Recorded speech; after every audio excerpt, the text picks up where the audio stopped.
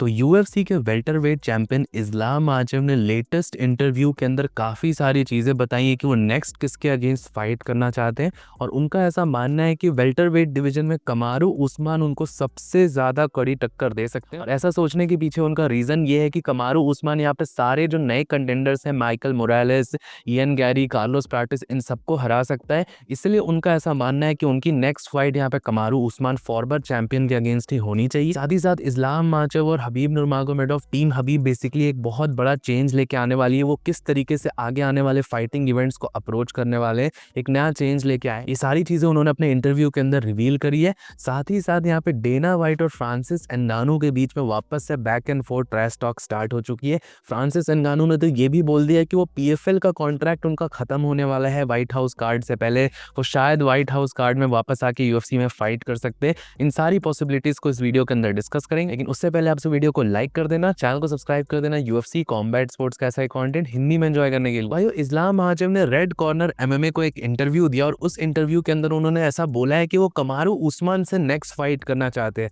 तो इस टाइम पे अगर आप सब चेक करोगे तो वेल्टरवेट डिवीजन बहुत ज्यादा कंटेंडर से भरा पड़ा है, बहुत ज्यादा एक्टिव और सबसे डीप डिवीजन इस टाइम पर यूएफसी का माना जा रहा है। आप देख सकते हैं already शाफकात राखमोनोव, Carlos Pratis, Michael Morales, ये सारे अपोनेंट, इयन गैरी वेट कर रहा है अपने नेक्स्ट टाइटल शॉट के लिए। बट इस्लाम माचेव चैंपियन का ऐसा कहना है कि वो नेक्स्ट फाइट यहाँ पे कमारू उस्मान फॉर्मर चैंपियन के अगेंस्ट करना चाहते हैं। और इसके पीछे का रीजनिंग यहाँ पर इस्लाम माचेव ने ये दिया है कि कमारू उस्मान इस टाइम पर इन सारे नए contenders, Ian Gary, Carlos Pratis, Michael Morales, इन तीनों को हरा सकता है इजीली। और इसलिए वो यहाँ पर एक लेगेसी फाइट करना चाहते हैं, फॉर्मर चैंपियन के अगेंस्ट फाइट करना चाहते हैं, जो कि बहुत ज़्यादा मीडिया के अंदर हाइप भी क्रिएट करेगा। और इसलिए वो कमारू उस्मान के अगेंस्ट अपनी नेक्स्ट फाइट चाहते हैं। अब भाई बहुत सारे लोगों का ऐसा कहना है कि इस्लाम माचेव एक ओल्ड और आउट ऑफ टाइम कमारू उस्मान के अगेंस्ट फाइट करना चाहते हैं। एक ईजी फाइट यहाँ पे चूज करी जा रही है टीम इस्लाम की तरफ से। और जो एक्टिव कंटेंडर्स हैं इस टाइम पर, इयन गैरी, कार्लोस प्राटिस, इनके अगेंस्ट यहाँ पर अवॉइड कर रहा है, डक कर रहे हैं बेसिकली इस्लाम माचेव, ऐसा यहाँ पे लोगों का कहना है। भाई और मेरा ओपिनियन आप इस बारे में जानना चाहोगे तो ऑब्वियसली कमारू उस्मान इस टाइम पर अपनी प्राइम फॉर्म में तो नहीं है। डेफिनेटली लास्ट फाइट उसकी याकीन बकली के अगेंस्ट हुई थी। बकली भी एक बहुत अच्छा कंटेंडर माना जा रहा था, उसको सॉलिड तरीके से हराया कमारू उस्मान ने। लेकिन आप स्टिल देखोगे तो कमारू उस्मान की लास्ट 4 फाइट्स में से सिर्फ वो एक फाइट जीता है और बहुत लंबा रन यहाँ पर उसका खराब तरीके से गया है यूएफसी के अंदर।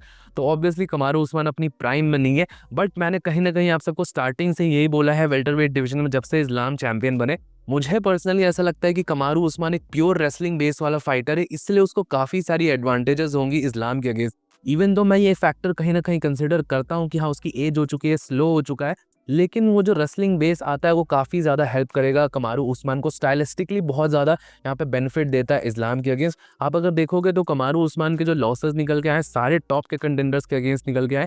हमजाद के अगेंस्ट जब फाइट हुई थी तो शॉर्ट नोटिस पर उसने हमजाद चमायव को कितनी ज़्यादा प्रॉब्लम्स दी थी। अब उस फाइट को जाके देखो, हमजाद चमायव को बहुत ज़्यादा प्रॉब्लम्स हुई थी कमारू उस्मान को ग्राउंड पे कंट्रोल करने के लिए। तो सेम प्रॉब्लम्स यहाँ पर इस्लाम माचेव को भी हो सकती है। और जो ये बाकी के कंटेंडर्स है, Ian Gary, Carlos Pratis, Michael Morales, मैं इनसे कुछ भी क्रेडिट्स नहीं ले रहा, ये बहुत खतरनाक फाइटर्स है। अपने आप में ही कोई एक सॉलिड पंच कनेक्ट कर दे माइकल मोरालेस, कार्लोस प्राटिस, तो ऑब्वियसली नॉकआउट निकाल सकता है। लेकिन उसके अलावा आप देख सकते हो कि जब भी स्ट्राइकर्स की फाइट हुई है यहाँ पर इस्लाम माचेव के अगेंस्ट, तो स्ट्राइकर्स बहुत बुरा डोमिनेट हुए हैं। मेडलिना हम सब ने देखा है, क्योंकि आप कितना ही टेक डाउन डिफेंस कर सकते हो, कितना ही आपको अपना स्प्रॉल कर सकते हो, अल्टीमेटली चेन रेसलिंग करके इस्लाम माचेव मल्टीपल टेक डाउन थ्रो करके आपको टेक डाउन कर सकते हैं।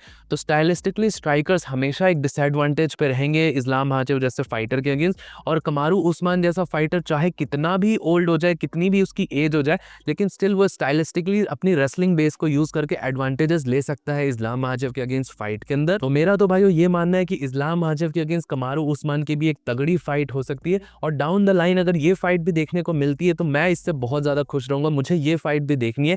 हाँ ये फाइट 2 साल 3 साल पहले होती तो और ज्यादा हाइप क्रिएट होती है, और ज्यादा ये बैलेंस फाइट होती, बट फिलहाल के लिए 2026 में भी ये फाइट होती है, तो मैं तो डेफिनेटली इसको देखना चाहूंगा। बाकी आप सब मुझे नीचे कमेंट सेक्शन में बता सकते हो आप ये फाइट देखना चाहते हो या इस्लाम की नेक्स्ट फाइट किसके अगेंस्ट होनी चाहिए।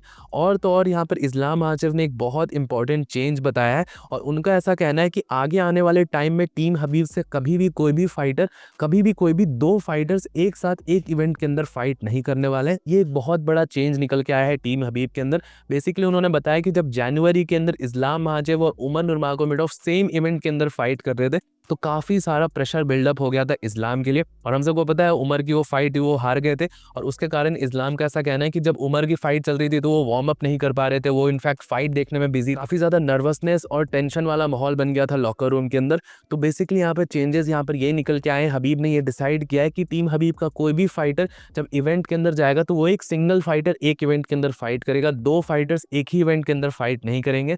तो शायद इसलिए भी आप देख सकते हो कि UFC 324 में शायद यहाँ पर इस्लाम माचेव की फाइट इसलिए नहीं हुई क्योंकि यहाँ पर उमर नुरमागोमेडोव की भी फाइट होने वाली है उसके अंदर। तो इस तरीके से चेंजेस निकल के आए हैं। आपका इस बारे में क्या सोचना है मुझे नीचे कमेंट सेक्शन में जरूर बताइएगा। तो बात करते हैं यहाँ पर UFC प्रेसिडेंट डेना वाइट और फ्रांसिस एनगानू के बारे में। आप सबको नहीं पता तो कुछ वीडियोस पहले मैंने आप सबको बताया था कि डेना वाइट ने एक इंटरव्यू में ऐसा रिवील करा जब फ्रांसिस एनगानू UFC में था, डेना वाइट और फ्रांसिस एनगानू के बीच में एक फिजिकल ऑल्टरकेशन हुआ था। डेना वाइट को पुश किया था, हंटर कैम्बेल को उसके कॉलर पकड़ के खींचा था फ्रांसिस एनगानू ने, और कुछ फिजिकल इन्वॉल्वमेंट हुआ था इन दोनों के बीच में, ऐसा यहाँ पे डेना वाइट ने एक इंटरव्यू के अंदर रिवील करा था। अब फ्रांसिस एनगानू ने ऐसा बोला है कि वो इस चीज़ को बिल्कुल भी डिफेंड नहीं करने वाले, पर डेना वाइट ने भी और क्लैरिफिकेशन दिया और उनका ऐसा कहना है कि ये कोई एक्चुअल में फिजिकल असॉल्ट टाइप नहीं था, ये उतना ज़्यादा आउट ऑफ प्रपोर्शन ब्लो नहीं किया जा सकता। तो डेना वाइट ने इसके ऊपर क्लैरिटी देते हुए बेसिकली यही कहा था कि फ्रांसिस एनगानू ने बस उनके चेस्ट पे ऐसे हाथ रख के उनको रोका था, ना कि एक्चुअल में उनको हिट करा था या हंटर कैम्बेल को एक्चुअल में किसी तरीके से हिट करा था।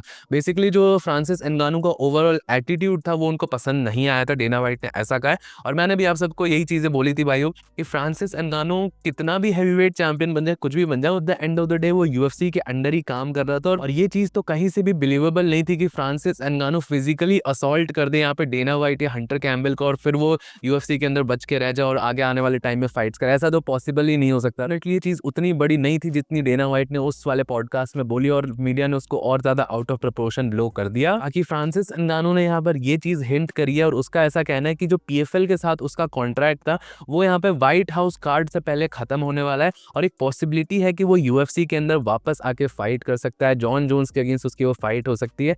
बट डेना वाइट ने इस चीज़ को फिलहाल के लिए यहाँ पर बिल्कुल खत्म कर दिया, और उनका ऐसा कहना है कि वो इंटरेस्टेड नहीं है डेना वाइट यहाँ पर फ्रांसिस एनगानू को वापस से UFC में लाने के लिए, क्योंकि वो फ्रांसिस एनगानू को पसंद नहीं करते हैं, जिस तरीके का वो इंसान है उनको पसंद नहीं है, ऐसा यहाँ पे डेना वाइट का कहना है। अब देखिए obviously Francis Ngannou versus Jon Jones अपने आप में ही बहुत बड़ी सुपर फाइट पहले के टाइम पे मानी जाती थी, बट जिस तरीके से UFC और फ्रांसिस एनगानू के रिलेशंस प्ले आउट हुए, ये चीज़ है कि ऑब्वियसली जब बहुत ज़्यादा पैसा इन्वॉल्व होता है तो डेना वाइट जैसा बिजनेस माइंडेड इंसान अपनी पर्सनल ग्रजेस को साइड कर देगा। बट इस टाइम पे आप समझ सकते हो फ्रांसिस एनगानू की भी उतनी कुछ खास हाइप है नहीं MMA के अंदर, क्योंकि वो बहुत ज़्यादा इनएक्टिव चल रहा है। कहीं ना कहीं भाइयों आप ये देख सकते हो कि फ्रांसिस एनगानू जिस मोटिव के साथ उसने UFC छोड़ा था वो पूरी तरीके से उसको फुलफिल नहीं कर पाया।